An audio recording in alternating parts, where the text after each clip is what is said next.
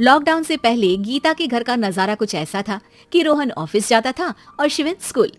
जिनके घर से जाने के बाद गीता काम खत्म करके बाकी समय आराम करती थी। लेकिन लॉकडाउन के बाद ऑफिस और स्कूल घर में ही खुल गए और इससे गीता का हाल वो तो आपको देखने में ही मजा आएगा। शिविन, ओ शिविन, महाराज उठने के लिए क्या 21 तोपों की सलामी लेंगे? अरे बिस्तर से बाहर निकल, ऑनलाइन क्लास स्टार्ट होने वाली है।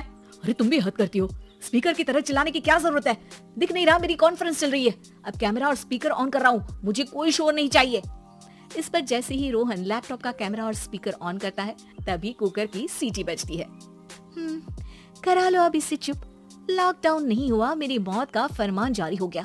दोनों बाप बेटे ने नाक में दम किया हुआ है।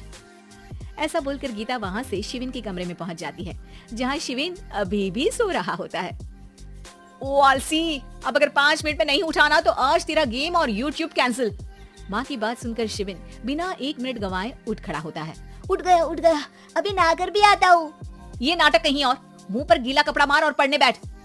शिविन की ऑनलाइन क्लास स्टार्ट हो जाती है, जिस पर गीता उसे वहाँ बिठाकर रसोई में चली जाती है। थोड़ी देर में उसे कमरे से कुछ आवाज सुनाई देती है, जिसे सुनकर वो कमरे में वापस आती है। हाय राम, तुझे क्लास अटेंड करने के लिए बोला था, कैमरा ऑफ करके बिस्तर पर नाचने के लिए नहीं बोला था। मम्मी मुझे कुछ समझ नहीं आ रहा, आप बाद में पढ़ा देना ना, वैसे भी अटेंडेंस तो लगी गई है। हाँ बेटा जरूर, बन जा तू, अभी से हम सबका बाप बन जा। अरे नहीं मतलब कहाँ से लाते हो इतना दिमाग, और पढ़ाई करते हुए ये चला कहाँ जाता है? नाइस क्वेश्चन, दिमाग से पूछकर बता दूंगा।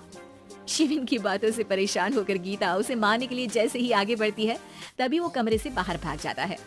अब शिविन आगे आगे और गीता हाथ में चप्पल पकड़े उसके पीछे पीछे पूरे घर में दोनों घूम रहे होते हैं। इसी बीच वो रोहन के पास पहुंच जाता है और शिविन को मारने वाली चप्पल रोहन के लैपटॉप पर जाकर गिरती है। ओए माँ!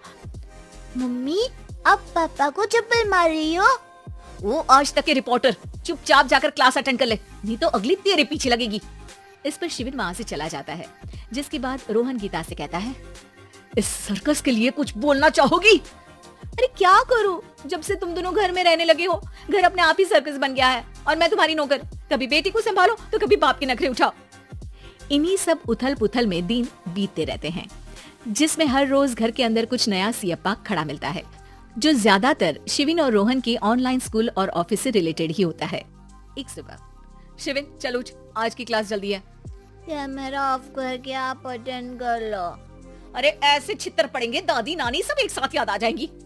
गीता की लाख मशक्कतों के बाद क्लास तो खत्म हो जाती है, लेकिन उसके बाद शिविन फोन इस्तेमाल करते हुए इंस्टाग्राम रील बनाने लगता है। रसोड़े में कौन था? तुम थी, मैं थी, कौन था? हाँ, मैं गरीब हूँ। अरे ओ गरीब के बेटे, आजा, मैं बनाती हूँ तुझे गरीब।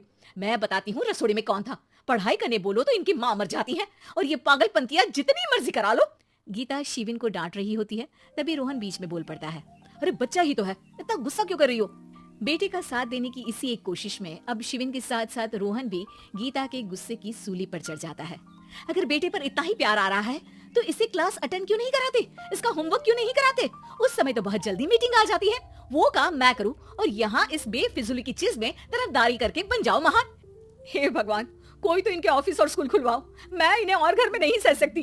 अरे कुछ और मांग लेती, क्योंकि तुम्हारी ये विश इस साल तो पूरी होने से रही, कोरोना।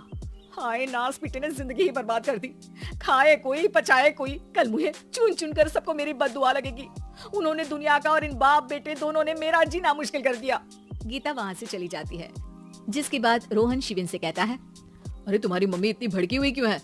आपकी वजह से पूरा समय घर में रहते हो और उस पर कोई काम कराने की जगह बस ऑर्डर देते रहते हो। अच्छा बेटे, सारा इल्जाम मुझ पर, पूरा दिन तो वो तुम पर ही चिल्लाती है। हाँ, मतलब दोनों का 50-50 है, कुछ करना पड़ेगा। वो कहते ना, make the best out of worst. I have an idea.